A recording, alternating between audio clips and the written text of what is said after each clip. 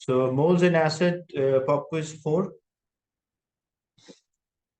What is an ionic equation for a reaction between aqueous solutions of a barium nitrate and a barium sulfate? Sodium sulfate. So as a result, it will form a barium sulfate.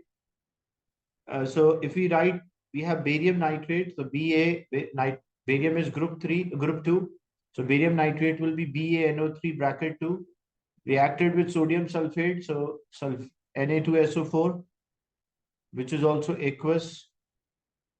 All nitrates are aqueous.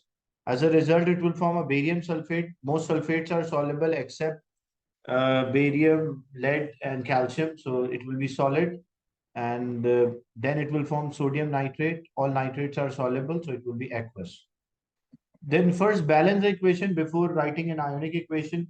So 2 sodium. So we put 2, so sodium with balance as well. Now, we cancel out the common ions in aqueous. So sodium is common, we cancel out sodium.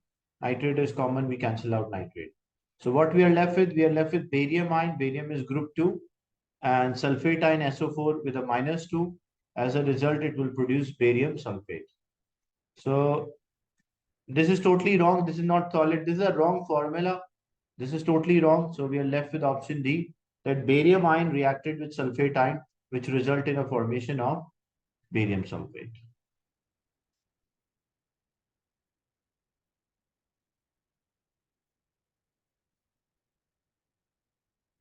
What is the concentration of a nitrogen dioxide in a sample of air in 0.5 parts per million?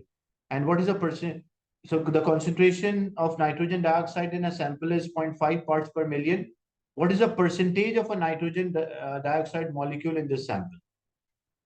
So how to convert like concentration in ppm? So we have the formula that concentration in parts per million is equals to like amount of a solute over amount of a solution into 1 million.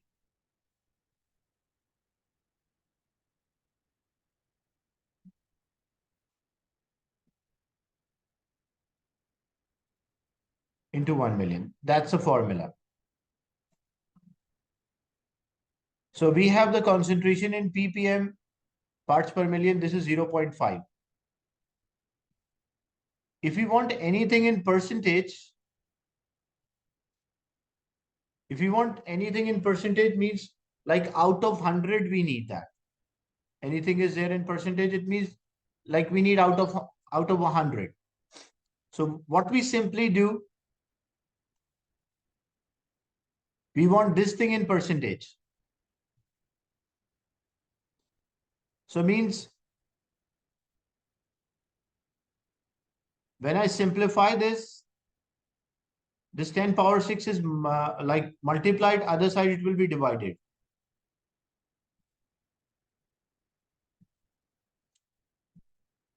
So this is the amount of solute divided by amount of solution. This is a ratio. But what I need to convert this into percentage. So how I can convert anything if I want to convert into percentage, what we simply do, we multiply by 100.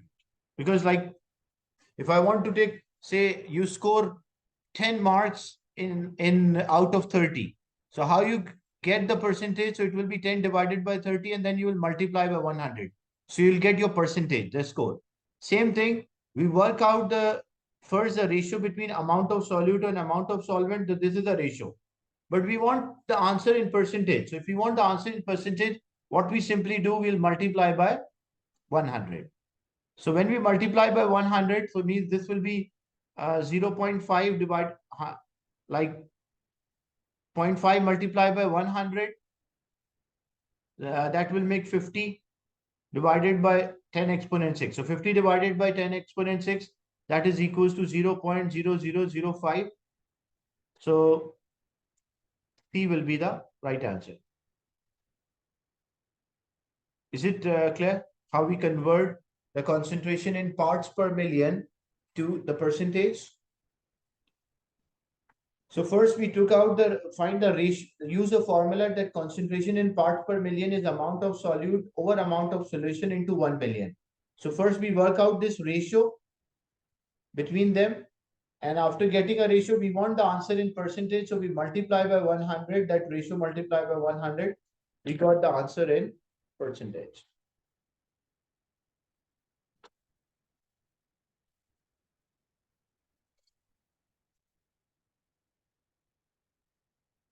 The equation for a complete combustion of hexane is shown. How many molecules of a carbon dioxide are formed when 2 exponent 3 molecules of a hexane undergo a complete combustion? So we have the moles of hexane, like this is hexane, and we first will take a ratio between hexane and carbon dioxide. So hexane is C6 and H14, carbon dioxide is CO2. So ratio between them is 1:6. So if we have 2 exponent minus 3, which is 0.002. So this will be X. We cross multiply. We got the moles of carbon dioxide.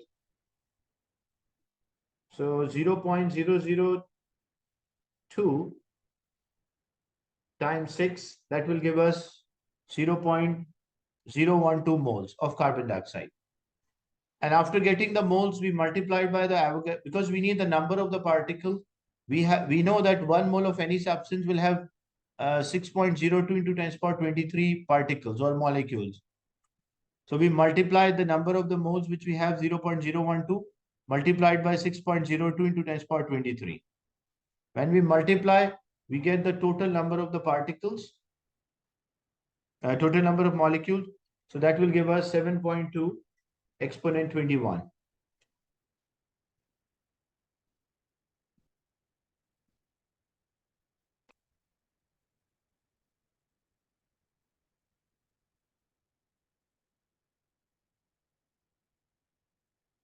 Next is question 4. Iron 3 oxide is reduced by hydrogen in 2 steps. What is the maximum mass of iron that could be produced from 39.9 tons of iron oxide? Iron 3. So first we'll take a ratio between these two masses and then the mass of this to this. So because the mass is given, so you can take the ratio of the mass. Like what is the total mass of this? In terms of like iron is there 55.8 multiplied by 2 plus oxygen is there 16 multiplied by 3. And the whole is multiplied by 3. So 55.8 multiplied by 2, which is 111.6 plus 48, which will make the total mass 159.6 multiplied by 3. So 478.8. So this will be 478.8. And what about this total mass? Because first we'll find the ratio of the mass for iron 3 oxide to iron, the first step reaction, and then from this compound to the iron. So what is the total mass of Fe3O4? So it will be 55.8 times 3 plus 16 sine 4. And then whole is multiplied by 2.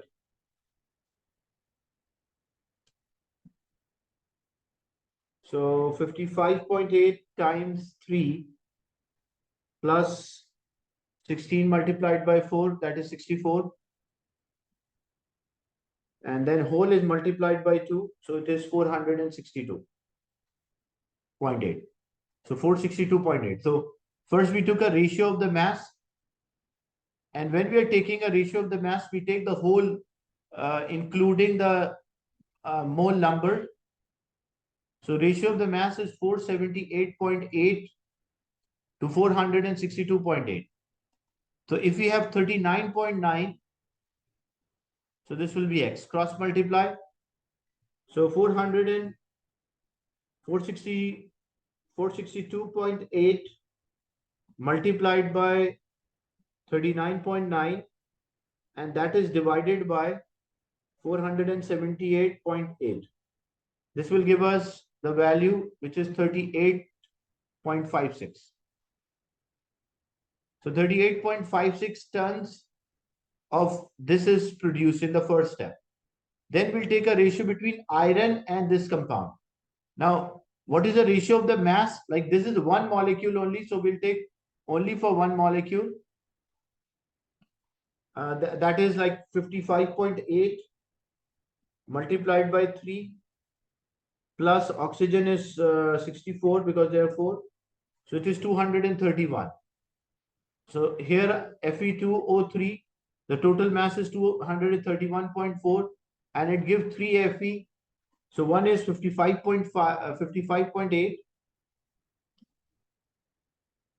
No need to convert into gram because you're taking a ratio.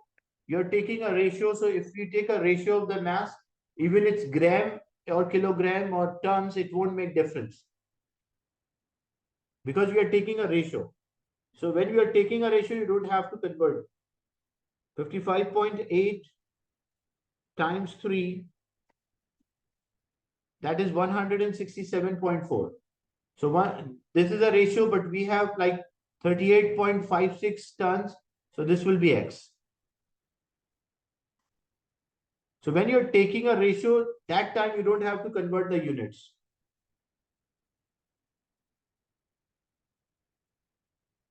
So it will be 38.56 multiplied by 167.4, and that is divided by 231.4.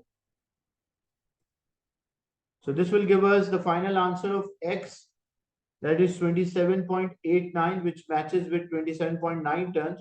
So C will be the right answer. So first what we did, we take a ratio between the mass of iron 3 oxide and Fe3O4, and then we take a ratio between Fe3O4 to iron. Because the mass is given, that's why we took the ratio of the mass. If the moles were given, then we'll take a ratio of the moles. Which of these solutions contain the greatest number of ions? Look, first we have the volume and concentration. First we'll find the moles and how many ions will be there, because this potassium chloride will have 2 ions. Why 2 ions? 1 potassium, 1 chloride. Then same way, first we find the moles and then how many ions will be there? The 2 ions, so the moles will be multiplied by 2. Same way, first we find the moles for calcium chloride. After getting a moles of calcium chloride, how many ions are there? 1 calcium and 2 chloride ions, so it has 3 ions. So the moles will be multiplied by 3 to get the total ions.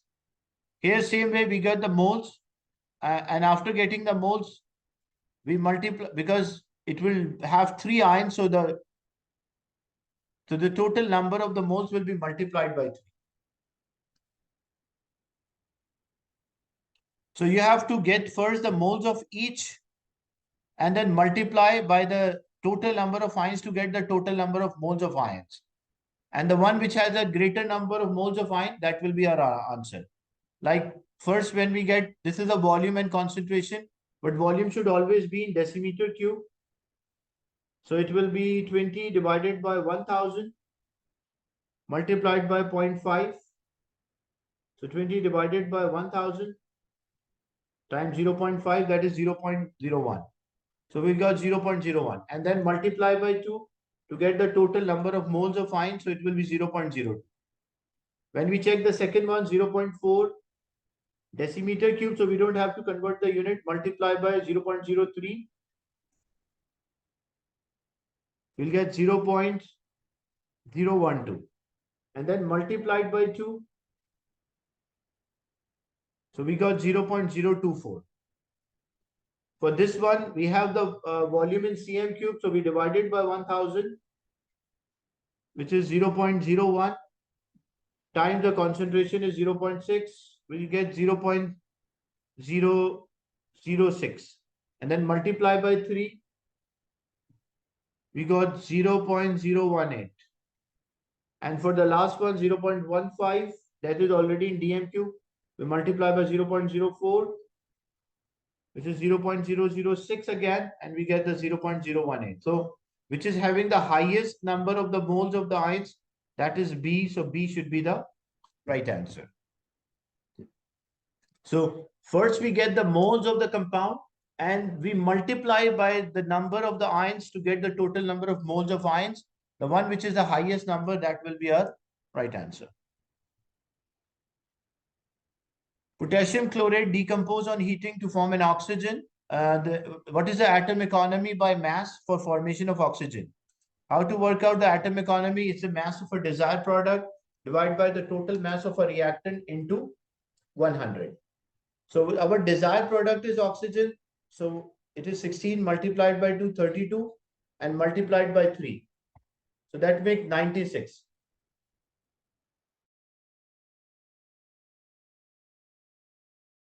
So this will make 96, the total mass of a desired product. Then total mass of the reactant, because like potassium is 39.1 plus chlorine is 35.5 plus oxygen is 16 multiplied by 3. And then total is multiplied by 2. So it is like 39.1 plus 35.5 plus 48, and the whole is multiplied by 2, which will make 245.2. That's a total.